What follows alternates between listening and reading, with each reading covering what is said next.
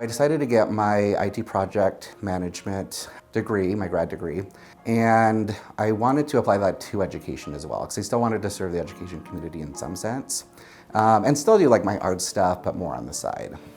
So very unique journey, and then again in 2021, I got my project management certification, which kind of capped off the education journey.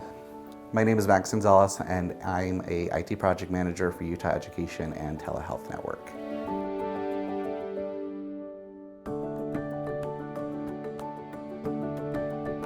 In 2016, I started at Utah Education Network. I found it was the perfect fit because it was a great blend of IT project management along with my background in education. So it was a great little sweet spot for me. So some of the first projects I did for Utah Education Network were very education related, including doing content creation for education websites, as well as for a minute there, managing a college website where students can go and learn about the college application process, financial process, etc. When that project came to a close, the pandemic hit, which took me to another realm of project management where serving teachers was absolutely crucial because they really needed our services. And now that everything's kind of settled down, I still work very closely to make sure that we're providing top of the line service to teachers through our IT resources. Because what we do is very technology heavy, it really does require a project manager to kind of manage these temporary projects before they go into our operations area of what we do. So I feel like I bring kind of a unique set of expertise when it comes to technology, and also like creativity based on other projects or jobs that I've had, or education. So education is like firmly rooted in our family. We believe that knowledge is truly freedom and knowledge is truly power. And it gives us a lot of freedom to do what we want to do in life. The moment the pandemic hit was when I realized I had no choice but to elevate myself in the sense of my professionalism, as well as what I do to serve these teachers.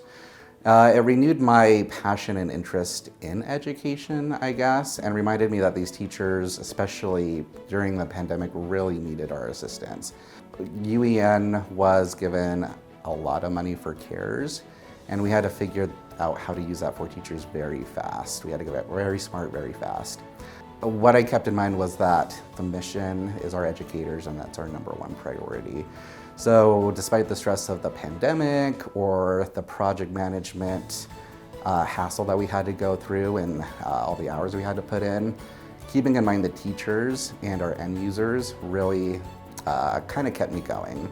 And even as things start to settle down, I think that's always going to stick with me, that our educators are number one priority. In my free time, I'm really big in just like culture, pop culture, and the arts. So I'm like really big in just consuming that because it's just, you know, it's a big part of my life and how I grew up. And giving back when I can. I play piano. I come from a very musical family.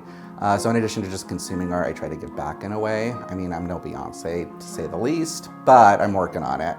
Other things I like to do is travel. My husband and I love to travel. Traveling is very important to us because it really just opens up our minds and reminds us that there's a whole nother world and even universe out there. That's helpful to us to just help us maintain perspective.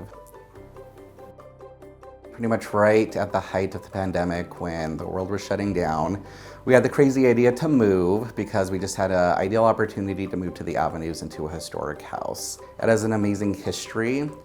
Back in the day in the early 1900s, this house was commissioned by a man who was an immigrant and made cookies. And he made his wealth by selling his cookies to Nabisco eventually. And then decided to build this house as his like downsizing retirement home. So there's a lot of cool history within the house. Because it was like commissioned, he got to have like his own say in how it was created. So you'll notice some of these stained glass windows have roses on them. That's because his wife was named Rose. The architect who built it was also a well-known architect in Utah at the time, and his daughter became a well-known artist within Utah. And we actually have a painting of hers hanging within our house. This house was created to be what's called a Foursquare House. Pretty much what that means was it was a movement in architecture meant to bring us back to nature. Another thing that came out of the pandemic was renewed kind of my love as nature and how important that is to us to kind of reconnect us to that. Because at the time we were like all glued to our screens. And I kind of just had this epiphany that I needed to remember there was a whole nother world out there aside from our screens. We decided to participate in an Avenues Walk crawl that happens every year. By no means am I a visual artist, I wish I was. But we host artists every year during that art crawl. And that's just a chance for people in the neighborhood to look at different local artists throughout the neighborhood and throughout Utah. Educators for me is #1 priority, and they're our top stakeholders. So that affects all the projects I do in the sense that I want to make sure I'm giving them the best resources that they can get, and make sure that we're always serving teachers to the best of our abilities. It's our mission, and my personal mission, to make sure that we're providing everything we can to them. Because again, teachers have been essential to my life, and I just want to make sure I give back to them in a sense. I guess it's kind of a calling, if you will.